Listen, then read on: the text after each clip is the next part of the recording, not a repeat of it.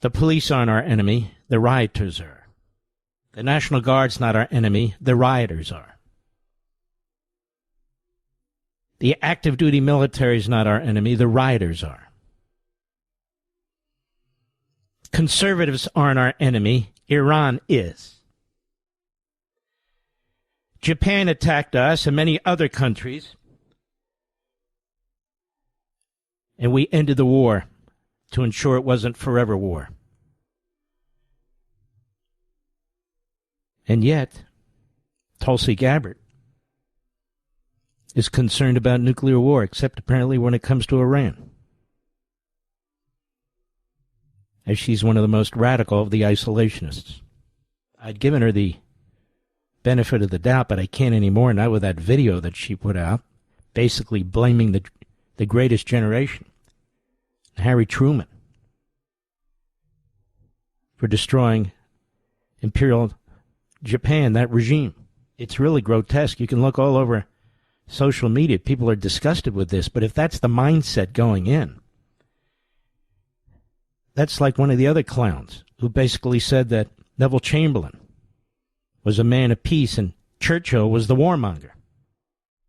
These are seriously ill ideologues. Seriously ill.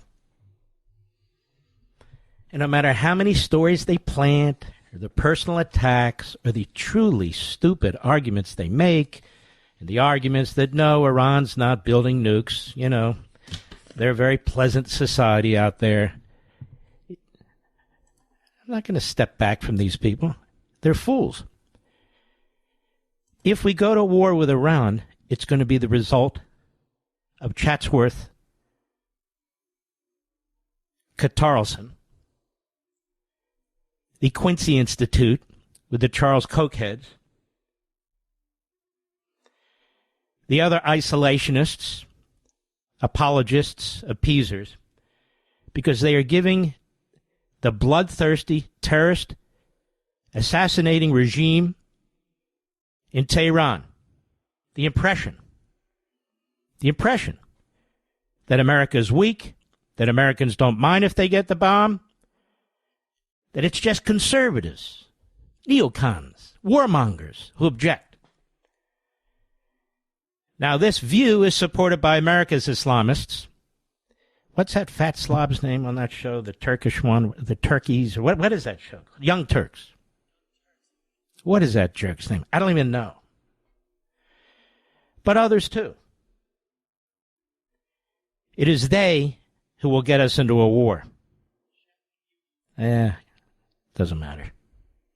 I don't even know these people. Who the hell even follows them? No, I don't. I have no connections to Qatar. None.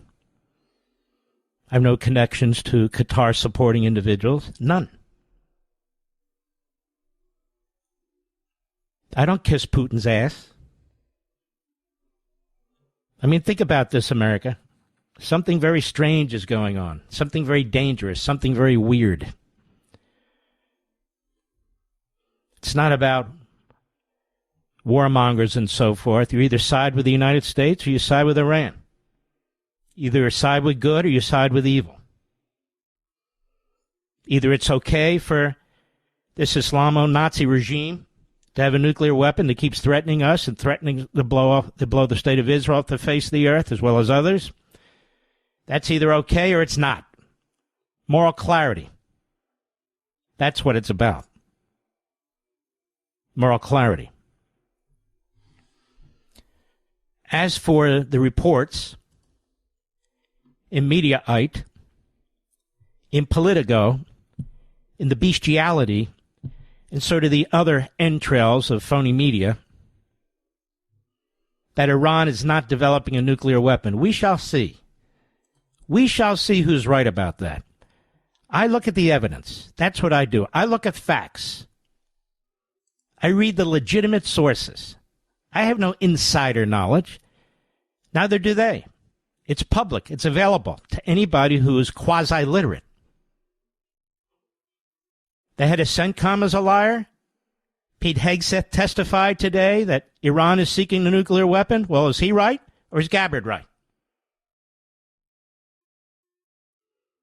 Just curious. It's obvious that the Trump administration, except for a few of these isolationist embeds, is very concerned about Iran creating a nuclear weapon. Not because I had lunch with the president. That doesn't change a thing. It's because it's happening right in front of your eyes. Right in front of your eyes. And the media outlets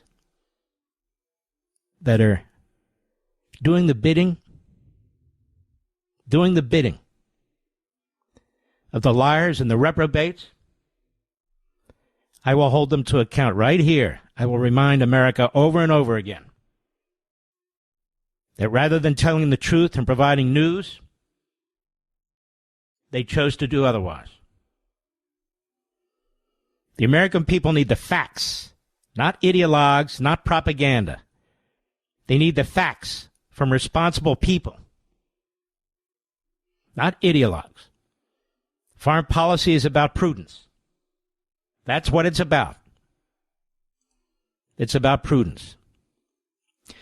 You can throw whatever wrenches you want at me, shoot whatever spitballs you want, this little cabal. There's more to come, and I will push back even harder.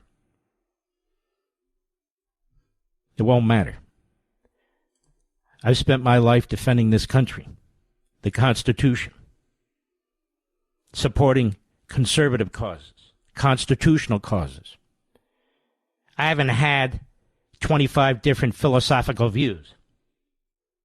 That's a lot. I wasn't a neocon and then call other people neocons. That's bizarre. So here we are. If you're a veteran, if you're in the military, I urge you to take a look at Tulsi Gabbard's video. It's all over the internet. I urge you to take a look at it because she speaks for this cabal. I urge you on your own to take a look at the evidence that is everywhere on whether or not Iran is building a nuclear weapon. Take a look. That's not Mark's false information. Responsible media outlets are reporting this. People in the know are talking about this. Patriotic men and women in the military, in intelligence services, are banging the pots and pans. I'm reading to you what they say. I'm not making it up. You know, this reminds me of March 2017. When I came behind this microphone and I laid out exhibit after exhibit after exhibit of how they were trying to take down Donald Trump, how the FBI was leaking, how they used FISA against him, and we came under withering attack. But I was right. The media were reporting these things. I didn't bring up wiretaps first. The New York Times did, and then they changed their headlines. I didn't bring up FOIA first. One of the other news outlets did, and then I read it. And I put it all together for you, behind this microphone. And then for Pete Hegseth on Sunday's Fox and Friends. And then for Sean Hannity on Monday's Hannity. The media lied about that. The media were spreading propaganda, fed to them by the FBI, the Democrats, and other media. Same thing is happening right now. The sources I use for the information, I tell you, and we also provide it on my website. And it sits there, how long, Mr. Producer? 4 years? About 4 years for you to check on your own. We don't shoot from the hip.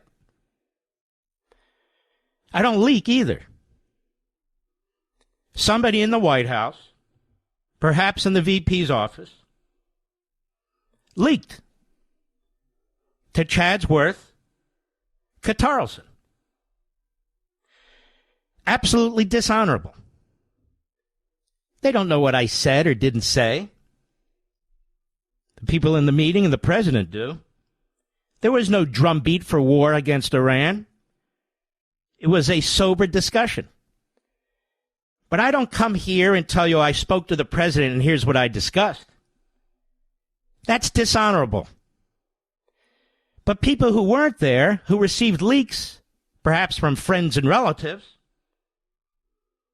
they seem to think everything went a certain way, and they discussed it as if they were there. They weren't there. I've explained this over and over again. Why? Because they're desperate. Because they don't support America. Because they're okay if Iran gets a nuclear weapon. They're lying about the evidence. They're lying about their progress. And they're attacking anybody who dares to raise it. Whether they be Tom Cotton or Ted Cruz or other people, whether they be honorable men and women patriots, many of whom have fought for this country. They're thugs. So they attack. They leak. They plant stories. It's not going to work. It's not going to work. Chatsworth Qatarlson said in another burp of incoherence, I'm old. My views are old. You know what, ladies and gentlemen? I'm actually not old. I'm actually pretty young, in my 60s. You know what's old? The Constitution. That's old. There's all kinds of people who are old, older than I. President of the United States. He's fantastic. Outstanding. The fact of the matter is, it's not about age, is it?